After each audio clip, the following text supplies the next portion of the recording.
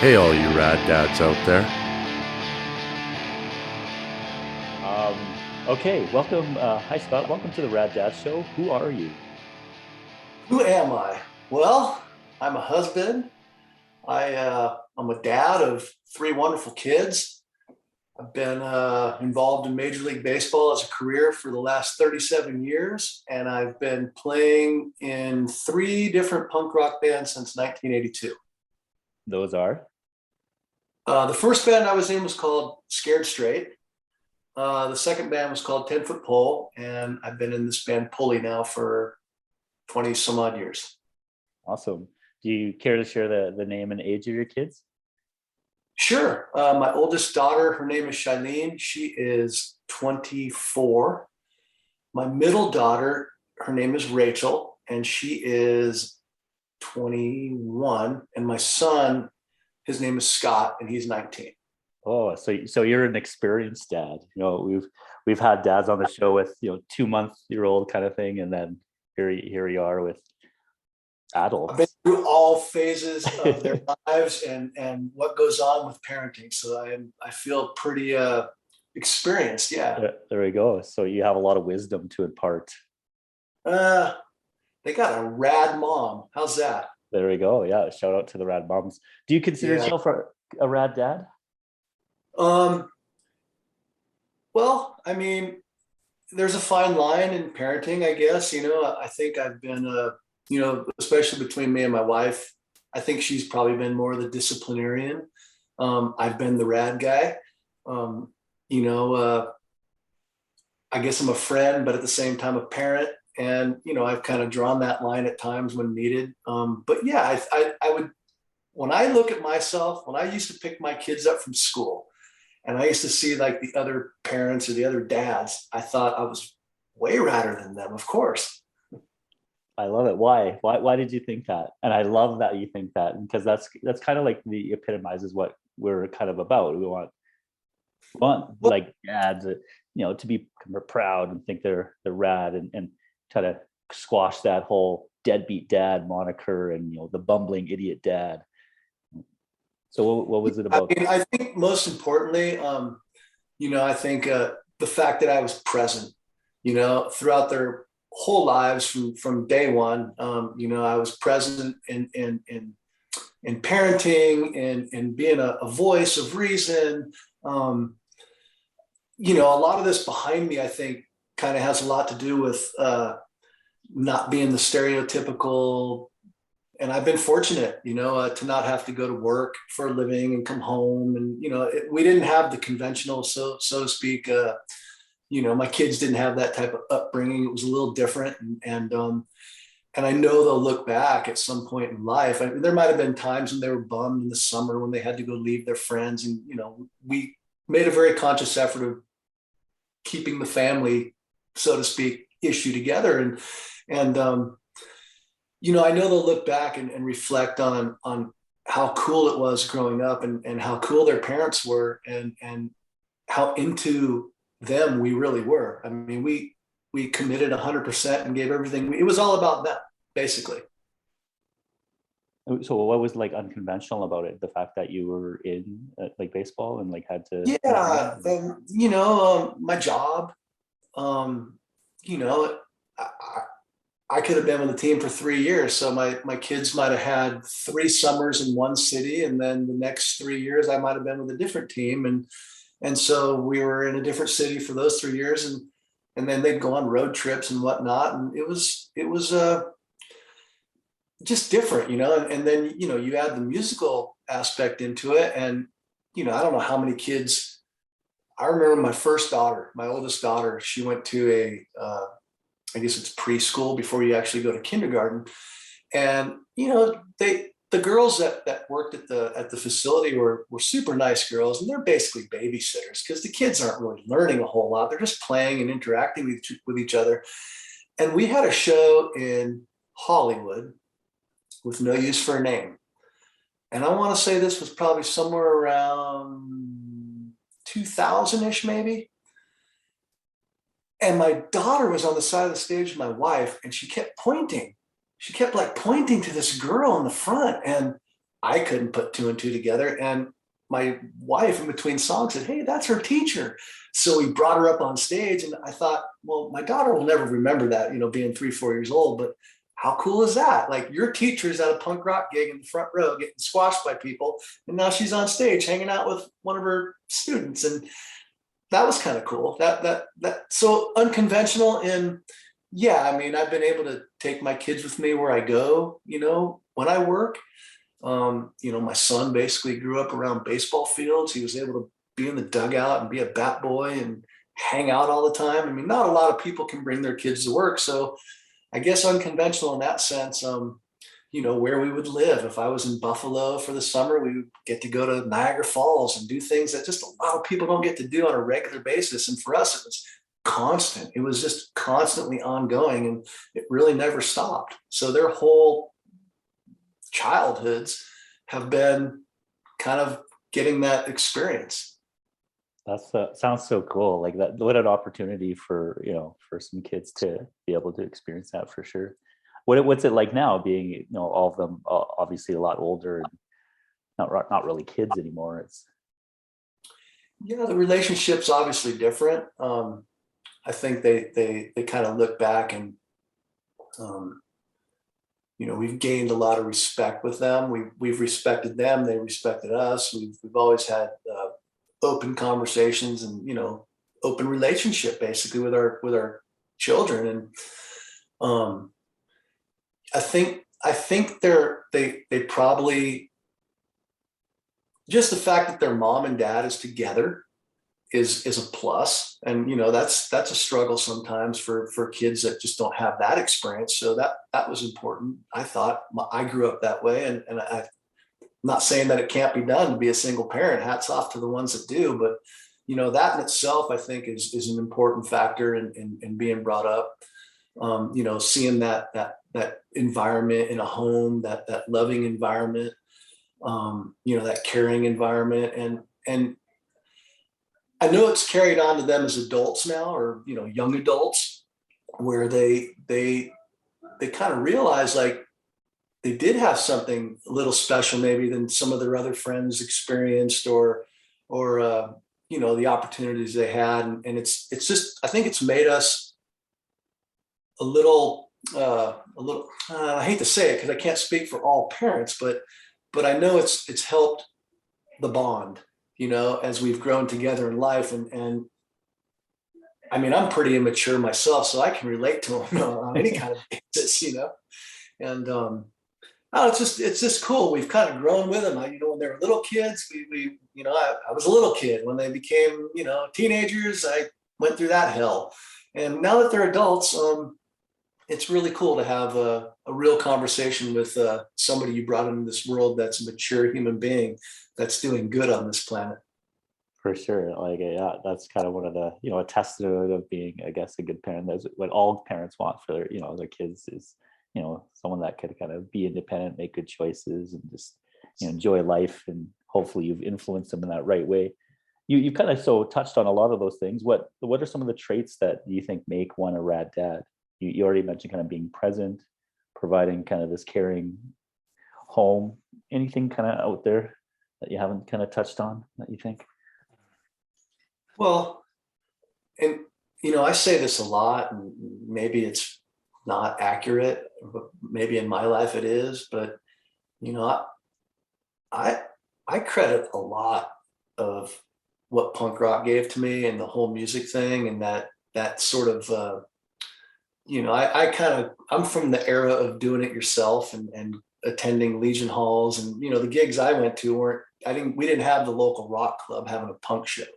So my work ethic, I think, was one of the big things that, like, I think I'm instilling in my kids is, the fact that I was able to really juggle a lot. My job was an 8-month tour, basically. A lot of bands go on tour throughout the year. My job was an 8-month tour.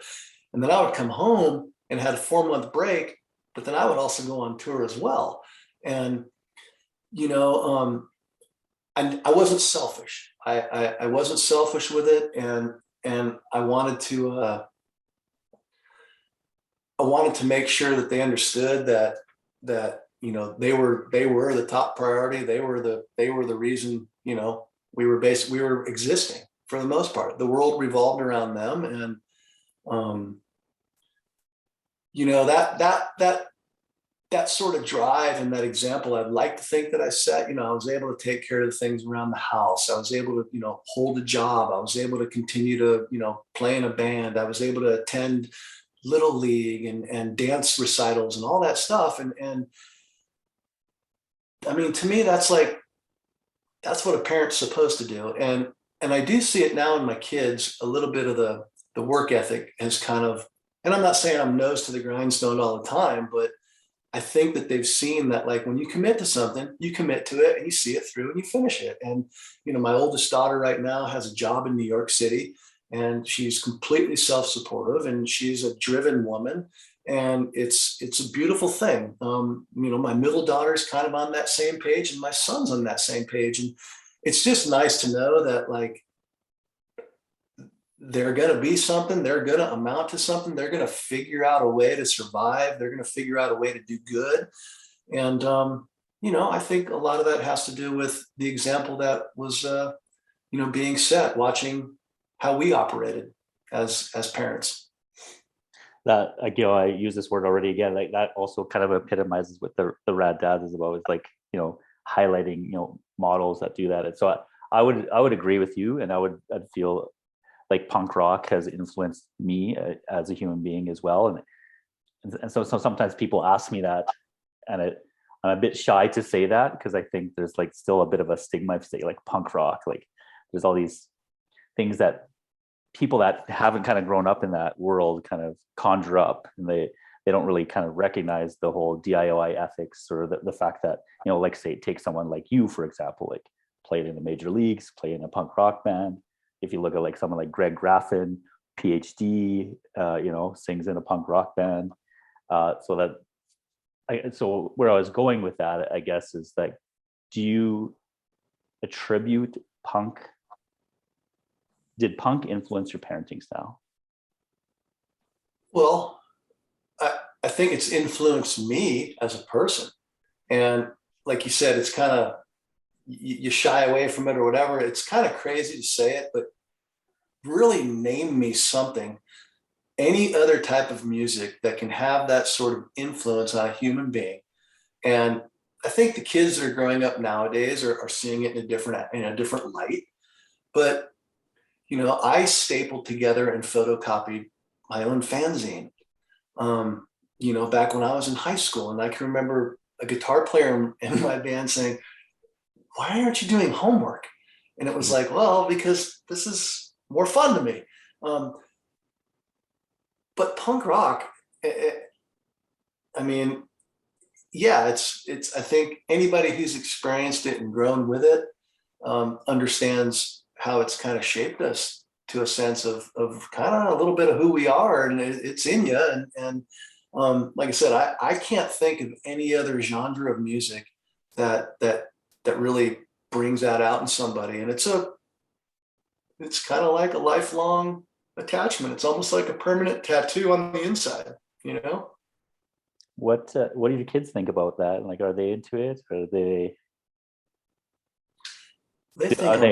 are they stoked that their dad is a punk rocker? No, they really don't give a shit. They don't care. Almost like my daughter, she when she went away to college, one of her roommates did some sort of Googling on something, found some sort of video on YouTube. My daughter was so embarrassed, you know, "Oh yeah, that's my dad," you know, and she was kind of like, "Yeah, he looks like an idiot jumping around and screaming," and you know, and because most people in the world don't really get it. And so, you know, I'm sure her clean cut, you know, roommates from wherever they were in, you know, middle America, you know, probably thought, "Wow, that's different. My dad didn't do that." And I don't know. I've had my son. He you know, he's taken a little more of a liking to music than, I mean, the girls like music, but they didn't physically attempt to do anything. My son plays a little guitar, and you know, I came home 2 nights ago, and he's away at school, but he comes home on the weekends, and me and my wife walked in the door, and And we came in, he's sitting in the living room with his girlfriend, and he's doing an essay on his computer, but he's got the music going on the TV, and it's Waiting Room by Fugazi. And I walk in and I start singing every line for line. I'm dancing in the living room, you know, I'm singing the song, and the next song comes on is Skulls by the Misfits, and I'm singing every word to that song. And I'm sure, you know, his girlfriend's probably like, wow, okay. And my son's just kind of putting his head down like, come on, Dad, you got to embarrass me. But, you know, that, yeah, I mean, I'm kind of going off your off subject a little bit, I guess. No, that's good. These are Yeah. great stories. Yeah, no, it's you gotta be you gotta embarrass the kids, right? I think that's kind of a little bit of part of our job, right? I've enjoyed, you know, in tasteful fashion, I've enjoyed embarrassing them when I can, for sure. In what ways has fatherhood changed you? Well, the responsibility, I mean, is incredible when you bring somebody into this earth. I mean, it's like, it's life changing. It's forever. It's never going to stop after this, right? Forever you will be a dad. Forever you will be something, some sort of parent. And so it's changed me. I mean, in what ways? It's changed me permanently.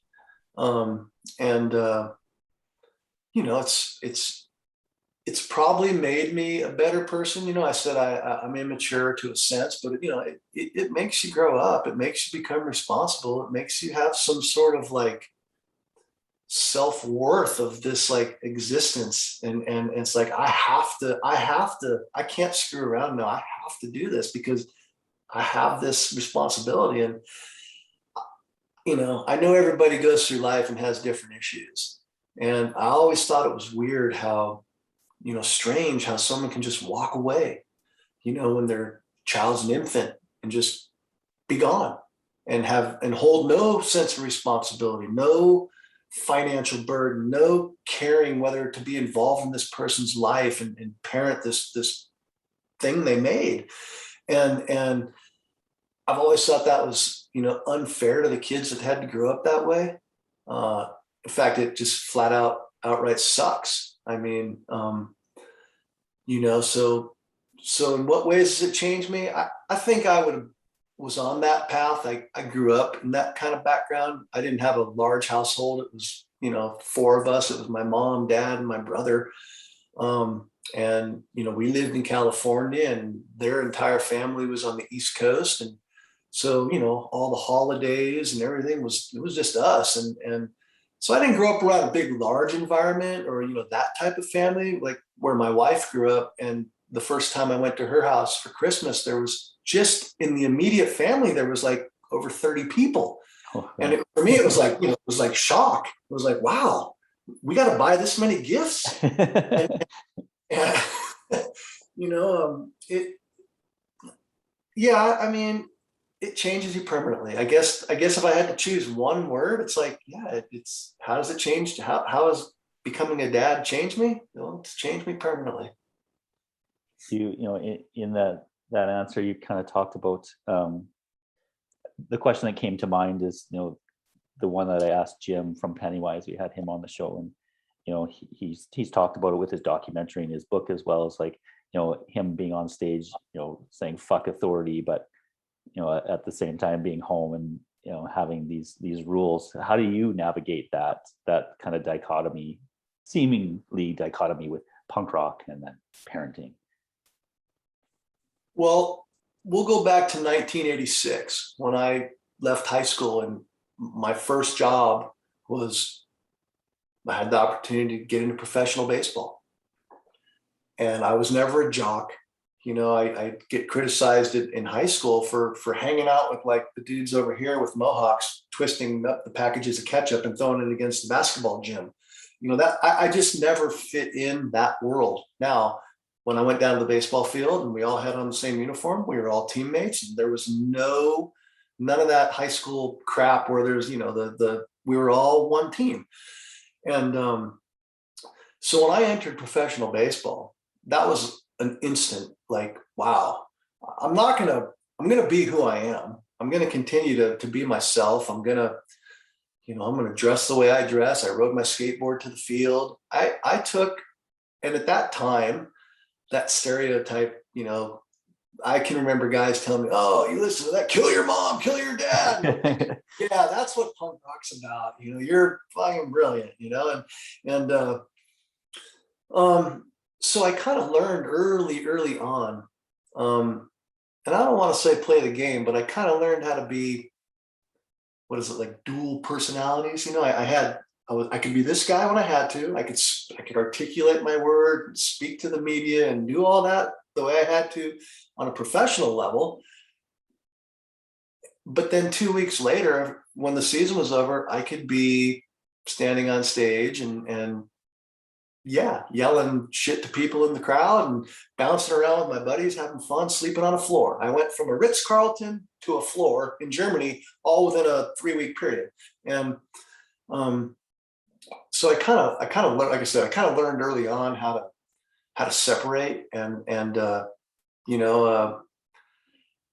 I think my kids are smart enough and intelligent enough to know that, like, well, this is how we can do things here, and then sometimes you got to put on your hat a little more straighter and just not rock the boat. And I don't think it's giving in or selling out. I just think it's being smart and as you grow in life, there's not a whole lot of people that can just lay around the beach and do nothing. So you have to be intelligent. I'm assuming you have a job of some sort, and you're doing things in the community where you're hosting these events and organizing these things with kids and the whole nonprofit, and it's like you're doing good. You don't have that 15-year-old I don't give a shit attitude, and I think it's cool when you can establish yourself to I don't want to use the word success, but you can establish yourself on a level where your kids can respect, okay, you have a job, I see what you do for a living, but then you're allowed to be this other guy and be on stage and say fuck authority. If that's how you really feel, I might not be able to say that to Sports Illustrated or the Los Angeles Times, but I can damn well say that at a punk show. So I think it's okay, and I don't think it's really made them ever think one way or the other. I think they understand it. Did you have any fears about being a dad?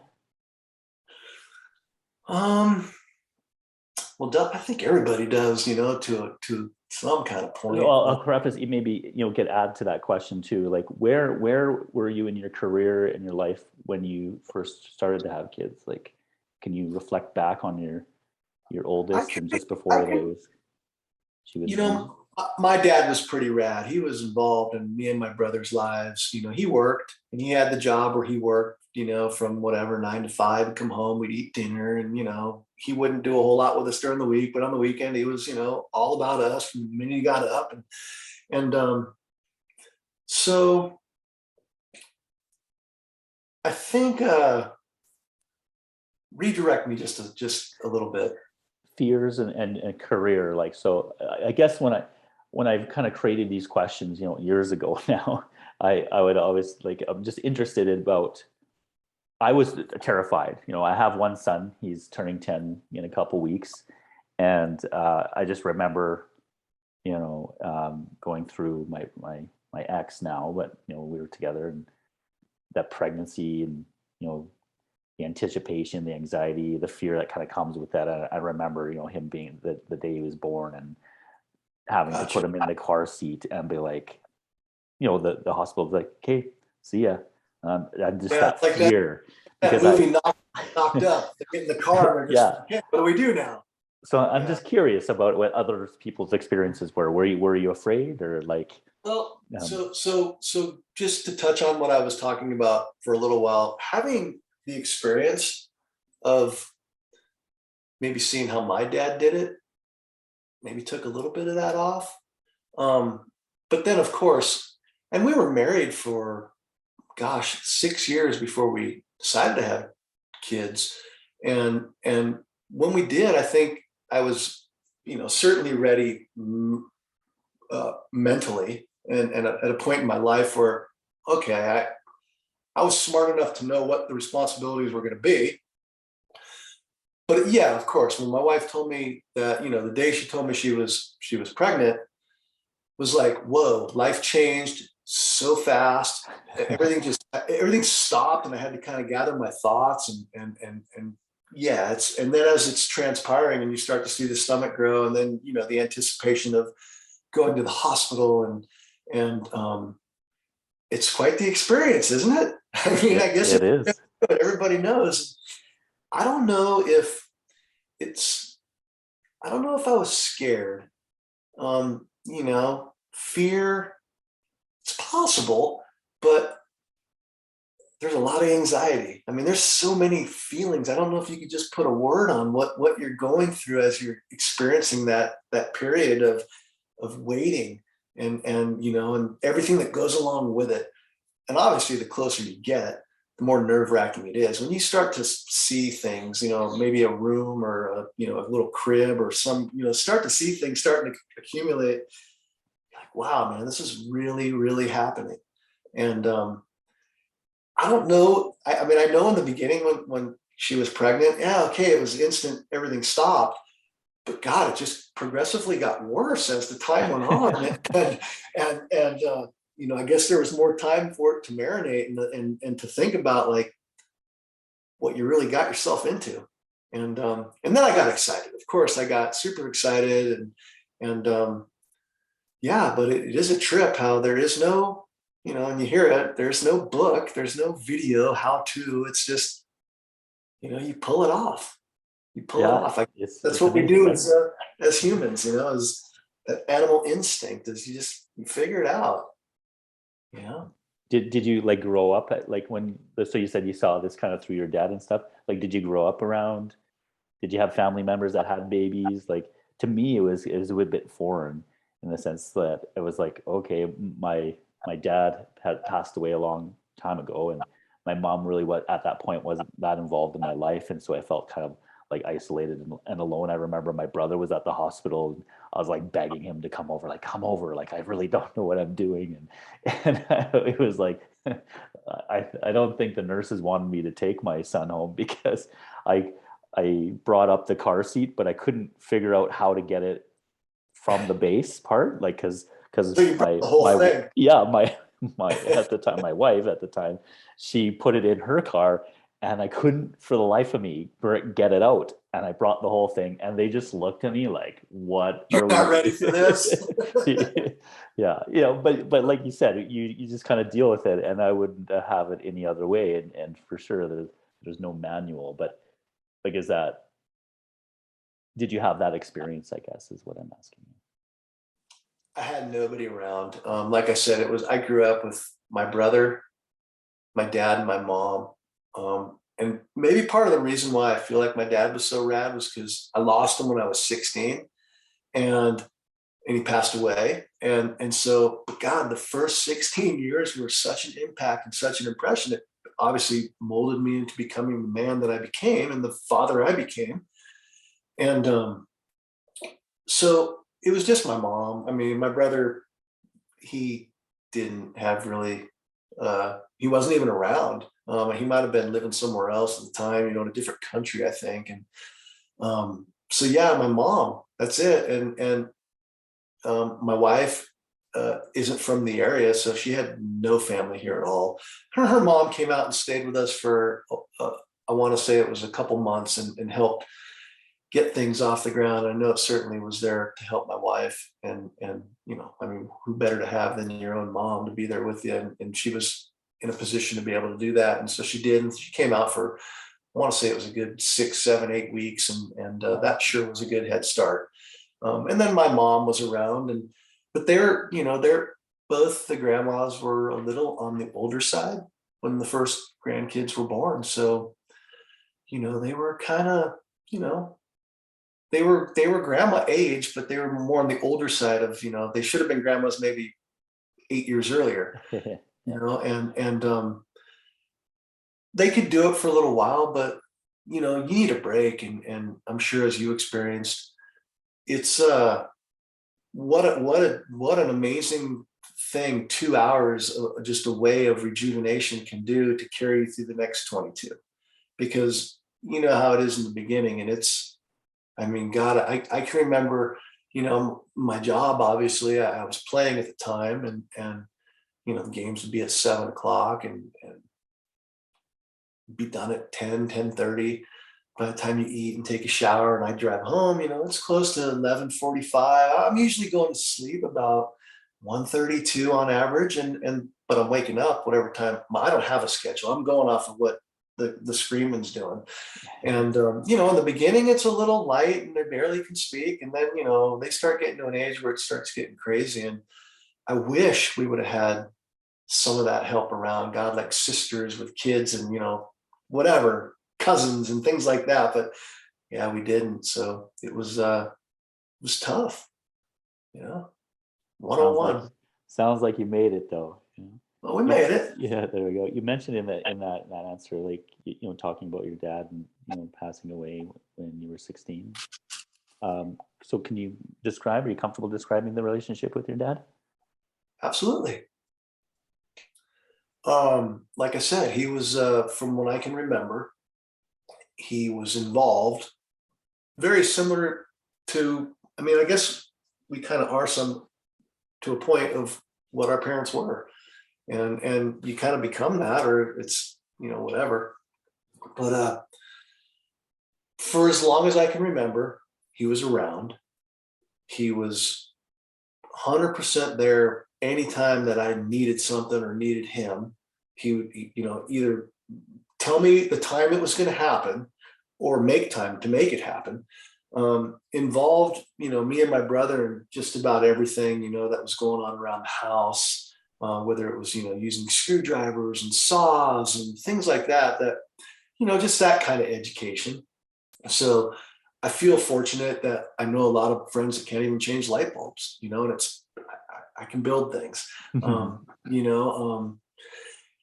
we were doing sports or, things like that, he wasn't like the coach, but he was always there. He was like the dad that could be there to help. And I know he worked, and maybe the schedule was a little more flexible than 9 to 5. It was clock in, clock out. But he was involved in both myself and my brother. My brother got into motocross, and he would go ride motorbikes on the weekends and go to races. And my dad bought a little pickup truck specifically to put the motorcycle in the back, and he would take my brother to the track, and he'd sit there all day and be part of the whole moto scene. When I started getting interest in music, I started off playing drums, and we were driving down the street, and we passed a garage sale, and there's a drum set in the front yard amongst tons of other stuff. And he pulls over. I don't even say anything, and he pulls over, and I didn't. Probably the first garage sale I ever saw. And so they're selling this whole drum set. It was for me, it was like just the most insane. It was like Neil Peart's drum set to me. It was probably just a basic kick, snare, maybe one cymbal. And he pulls over, and they said they wanted $100, and he goes, "I'll give you 50." And the guy says 75. And so I'm probably like 13, maybe 12, 13. And the guy says 75. And my dad goes, "I'll give you 50. And he said, "Meet me at 60. He goes, 40. And the guy said, $50, it's yours." And we loaded it up into the whatever car we had. And I got to play. My dad didn't know how to play drums, but he sat there and he was telling me what to do and how to play. And, we started doing music, he had somebody that could build things, and off my bedroom, they built an entire little studio when I was 11th grade. And we started having band practice there on a regular basis. And they let us play some pretty horrible punk rock, and learning how to play punk rock. They allowed us to do that, weekly at their house. And it was, they were into it, man. And so my relationship with him, unfortunately, got cut short at a point in your life, I think, as a young man, when you probably need that father figure in your life more than any time ever. And, I was just turning 16, and I'm sure I'm 53 now, and I'm sure that there's a shithead in me that's still affected, because I've never gotten over it. And I don't know if, like, counseling or things like that, or really, I don't know. My whole life has just been, DIY. I'll figure it out. And, but I definitely think that, it had an effect on me at that point. But then at the same time, it was one of the biggest motivators that, basically gave me a career. And as fucked up as that sounds, it's like it took that to, watching him, he passed away of lung cancer. So that was okay, we're going to give him 8 months. And, here we are 2.5 years, and it kind of got pretty bad at the end. And I can remember standing at the front door, and I'd be like, all right, Dad, I just got my license. I was 16, and I'd be like, hey, I'm going to go to so-and-so's house. And I'd look, and he'd be hunched over on the couch, and I'd look over, and I'd make sure that I could see a breath, and then I'd go out the door. I mean, that's how close to the end I thought it was on almost like an hourly basis. So it got shitty in the end. But the first probably 15 years of my life, and obviously I remember somewhere between 5. I remember early ages, but I remember being 5, 6, and we joined some Indian guide thing, and we were like, had the headbands with the eagle, with the feathers, and we went camping with like these other dads and kids, and so it was like that kind of thing, and it was cool. It was I had a rad dad, and it was cool to grow up like that. And I'm glad that it was there like that at that time, because as you get older and you get into your teens, you're kind of not pushing away, but and especially in that time period and where I was, with music and everything, and that whole rebellious side of early 80 punk rock in LA, if you want a stereotype, there was a lot going on, as a 15, 16-year-old. I would have loved to, been to a point where, like, when I started to get to play, and for him to see me do that, I think would have been, like insane. Cause I know that, he would have been like super proud, and, but yeah, to sum it up, I got 15 years, that's what I got with my dad. So it was pretty good. Sorry for your loss. Thanks for sharing that story. I have something similar. Like, my dad passed away when I was 23, just before I finished university. He actually committed suicide, and like, when you talk about counseling and all that stuff, I don't. It never goes away, or that that thought, and so. Hey, but we all need a little fuck you in us, don't we? Yeah. Yeah. How did you deal with being on the road, like, away from your kids? Like, you mentioned that, when you were traveling, I guess, with the teams and stuff, you were there all the time. But what about, like, when you did come and go on like a tour with with your bands and stuff? Is that difficult, or it was just the way it was? Having been so much a part of my life with the baseball thing, and anybody familiar with a homestand would be like 7 days. You go on the road for 7 days. You might be home for 10 days. You go on the road for 5 days. You're never in the same place for a week. So I graduated high school in 1986 on a Friday, and the very next day, that Saturday, I had been involved in baseball for my entire life. That's all I did for 8 months. And so I had a home, and I used to tell my wife, it's crazy. Like, I got this home that I pay for, and I live in it maybe 2.5 months a year. And I rent apartments and townhomes or wherever we are in whatever city, whatever we have to do.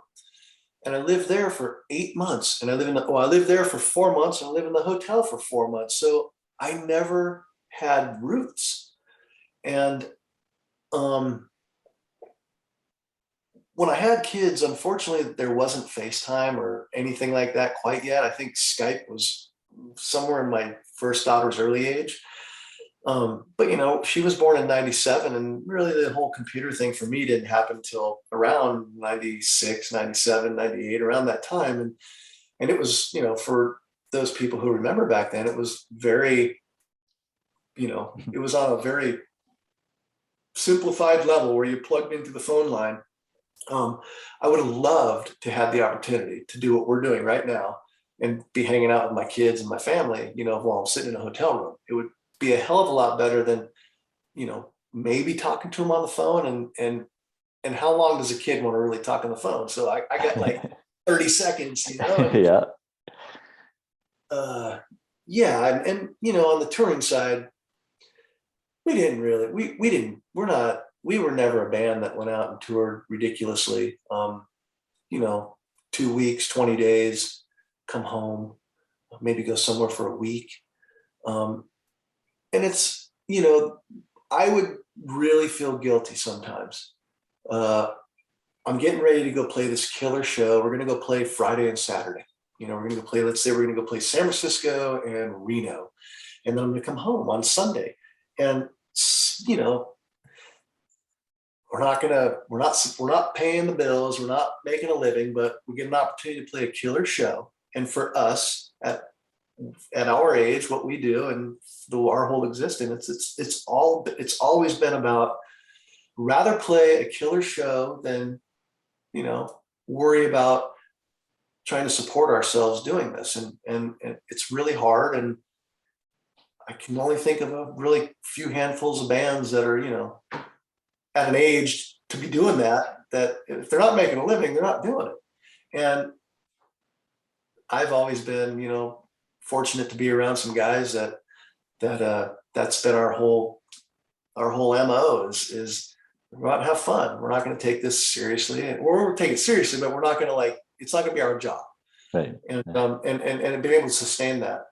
So we never really had to do extensive tours. And the baseball was so much a part of my life, 10 years before I probably even had a kid. No, 7, 8 years. But yeah, guilt is probably the one word I could use a lot when I'm going back to telling you we're gonna go play a killer show and I should be looking forward to this, but I'm feeling really bad that I'm leaving my wife right now with, you know, I felt bad. I felt really guilty. And I don't know if there's a reason to. And I don't think it's selfish in any way to say that. I just think that, and someone told me this, and it made a lot of sense. And you have to make do, and you have to be the best you can be when you have the time to be there and do it. It's 100%. You're all in and being a dad. And when you go do something that you have to go do, it's part of who you are as a man. And so it kind of, I don't know if I sound stupid for saying it, but it kind of lessened the guilt a little bit and made me realize, like, well, I'm not taking advantage of anything. I am the best dad there is because I take my kid to school every day and pick them up when I'm home. I'm 100% with them. And, you know, it got to a point where it was a lot more as my career started winding down and my time was freed up to where I think they wanted me to go out and play shows and just go ahead and leave, you know?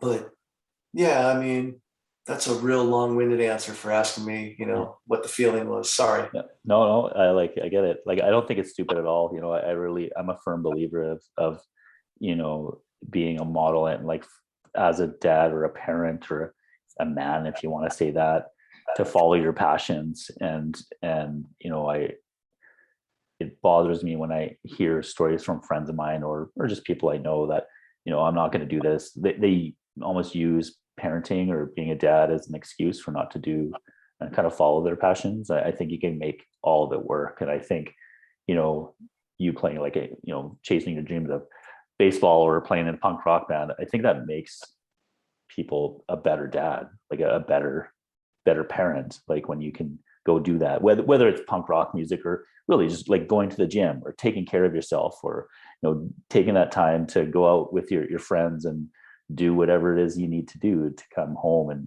you know, relieve stress. And it just, to me, it just makes sense. You're leading by example, and you're setting this example of, this is who you be a person. You're teaching them how to be something, this is what you do in life. You have friends, you do this, you do that, you have children, I love you, I'm here for you, but daddy's got to do this. And I told my wife the day the first one was born, we got to get one of those backpack things because it's not going to slow us down. And you know what? It did. Awesome. Yep. A couple more questions. Just kind of maybe transitioning away from the parenting stuff. Can you talk about like what's next for you in terms of Pulley and stuff? Is that kind of your main gig right now, or are you still involved with baseball? Or I do stuff with baseball. With some local high schools. I'll occasionally get to do some stuff with USA Baseball. I'm not with any sort of affiliated club in any capacity.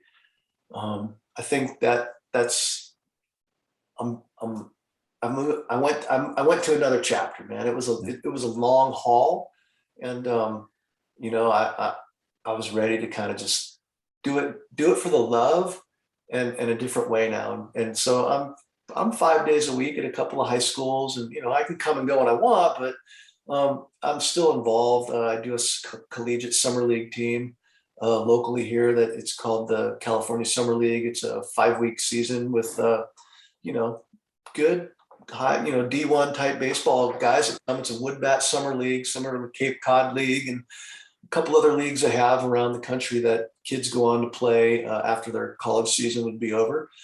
But yeah, I mean, I've been able to do music now for the last 2.5 years, on a consistent level, like I've never been able to do in my life. And most of it's been revolved around writing. We're a few weeks away from recording a record, and I'm extremely excited because we've been working on it since the whole pandemic thing started, and the guys weren't working, and we could get together at this rehearsal spot we have. And so, the whole thing started going, and we've been able to play some shows lately. We have some good stuff booked here up in December. So there's that to look forward to for sure, and I'm looking forward to doing this record. And I mean, other than that, it's that's what it is. Yeah, just going to continue what you're doing. And you're coming up to Edmonton, right? You're doing a Western Canada swing in March and stuff. Can't wait. And I've been begging the guys to play a song by one of my favorite bands from up in that area, and I'm sure hoping we can pull it off. Who is it? Will you share it, or is it somewhere? I'm sure. No, it's how many bands are from? Figure it out. Well, if it's from Edmonton, it better be SNFU. But I guess we'll see you at the Buckingham in March, and I'll have to buy you a beer. Great, man. Play one just for you. My band's playing. We have a cover band, and so we, as part of the whole Rad Dads thing, we do a Dad Religion. We call ourselves Dad Religion, and we do a Bad Religion. Like our first show was about 3 years ago. We just did it just to get together, actually do an all ager rager, and so we had like a all ages show with like, when we're talking about like all ages shows, I had one of my friends' bands. 3 years old. They were like 3 or 4. Like my friend Bob, I'm like, hey, do you want to like open for us? We're going to do this thing. Just going to charge a small fee for some charity kind of thing. He's like, oh, sure, I'll play all ages show with you guys. And he's been in a few bands around the Edmonton area for a long time. And so his idea of all ages show is, like teenagers and that sort of thing. And then when he saw like a mosh pit of 4 and 5-year-olds, he was like, this is insane. Like it was pretty awesome. So I love it though. That's awesome. So yeah, we've been doing that. We kept it going, and we're playing the Buckingham in December as there's a few bands kind of playing. So it's kind of fun. So yeah, I look forward to meeting you at the Buck for sure. Last question. Are there any words of wisdom you'd like to leave for any dads out there or future dads listening? Well, definitely for the future dads and to all current dads. and I don't know, this by no means I'm going to go on record and say this is by no means any words of wisdom, but God, be patient. Just be patient and allow your kids to speak, and I always think of it as like the bowling alley. When the little kids play, they put those bumpers up, right? So the ball never goes in the gutter.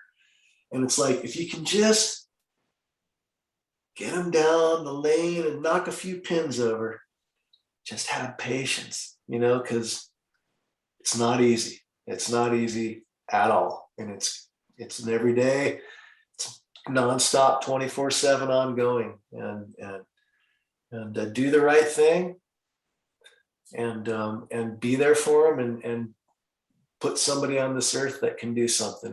And we already got enough crap we deal with, man. Let's at least breed some good humans.